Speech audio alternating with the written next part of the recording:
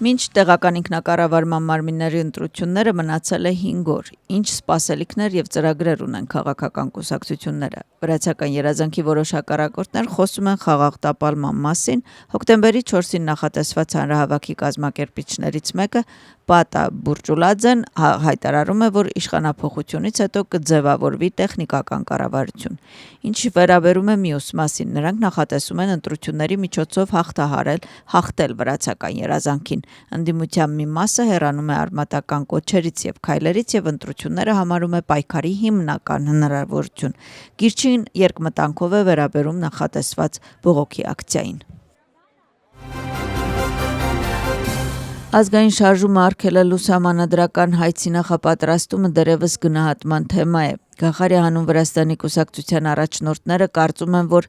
ազգային շարժումը իշխող թիմի օժանդակ օղակն է եւ որ երազանքը իրականում չի ցանկանում դրանք վերցնել։ Մյուս կողմից իշխող թիմը խոսում է նախորդ կառավարության կողմից երկրի եւ նրա քաղաքացիների դեմ կատարած հանցագործությունների մասին եւ կարծում է, որ քննչական հանձնաժողովի կողմից պատրաստված փաստաթուղթը պատմական է եւ լավ է արտացոլում ազգային շարժման կողմից կատարված գործողությունները։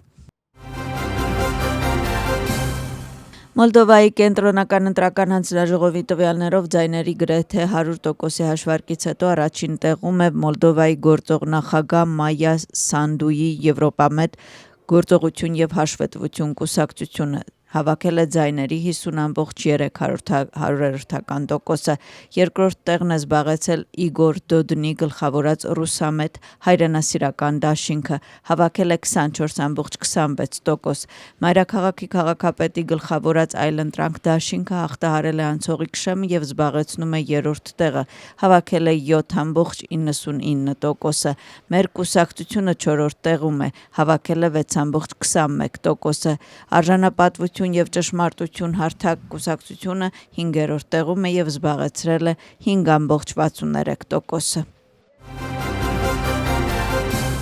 Ընտրատեղամասերի փակվելուց հետո Մոլդովայի խորհրդարանի խոսնակ եւ գործողություն եւ հաշվետվություն կուսակցության առաջնորդ Իգոր Գրուսոն շնորհակալություն է հայտնել քաղաքացիներին խորհրդարանական ընտրությունների մասնակցելու համար։ Գրուսոյի խոսքով սեպտեմբերի 28-ի ընտրությունները մեծ նշանակություն ունեն Մոլդովայի համար եւ կորոշեն երկրի ապագան ոչ միայն առաջիկա 4 տարիների, այլև երկար տարիների համար։ Նրա խոսքով քաղաքական կուսակցությունները գործում են իրենց շահերից ելնելով եւ փորձում են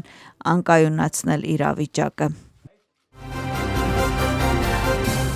Խորհրդարանական ընտրությունների արդյունքների հաշվարկին զուգահեռ հայրենասիրական դաշինքի առաջնորդները Իգոր Դոնդոնը եւ Վասիլի Դարլևը մի քանի կողմնակիցների հետ միասին հավաքվել են կենտրոնական ընտրական հանձնաժողովի դիմաց։ Նրանք պահանջել են, որ հանձնաժողովը արդարացիորեն հաշվարկի ձայները։ Հանրահավաքը տևել է 10 րոպեից պակաս։ Միչիգանի Գրանդ Բլանկ քաղաքում մորմոնական եկեղեցում տեղի ունեցած կրակոցների եւ հրդեհի հետևանքով զոհվել է 4 մարդ, վիրավորվել 8-ը։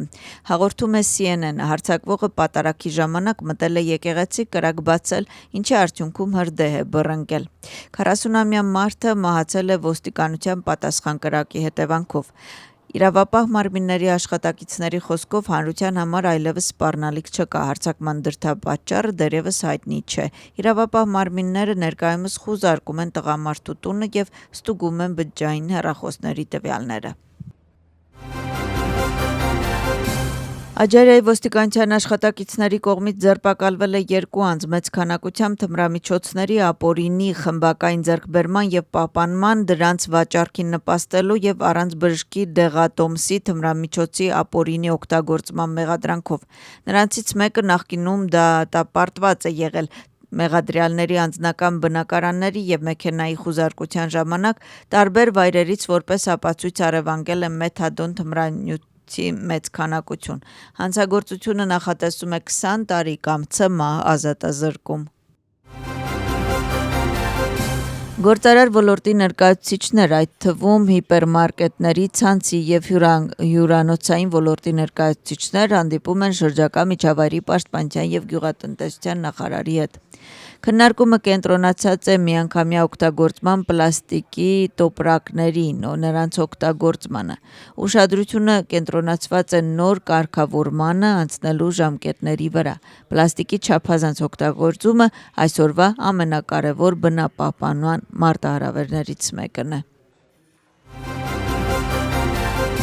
Արվարձանային Գլդանի փոքրիկ լճի շրջակայքում կազմակերպվել է նոր հանգստի գոտի։ Թբիլիսի քաղաքապետ Կախա Կալաձեն այցելել է հանգստի գոտի եւ ելույթ ունեցել քաղաքացիների առջև։ Նշված նախագիծը պատրաստվել է քաղաքացիների ներգրավմամբ։ Նախագծի շրջանակներում մոտ 8 հեկտար տարածքում, որից 5 հեկտարը այգի է, կազմակերպվել է զբոսանքի եւ հեծանվային արահետներ, սպորտային եւ մանկական խաղահրապարակներ։ Լճի վրա տեղադրվել է նավամատույց, որը թույլ է տալիս այցելուներին դիտարկել շրջակա միջավայրը եւ թռչուններին։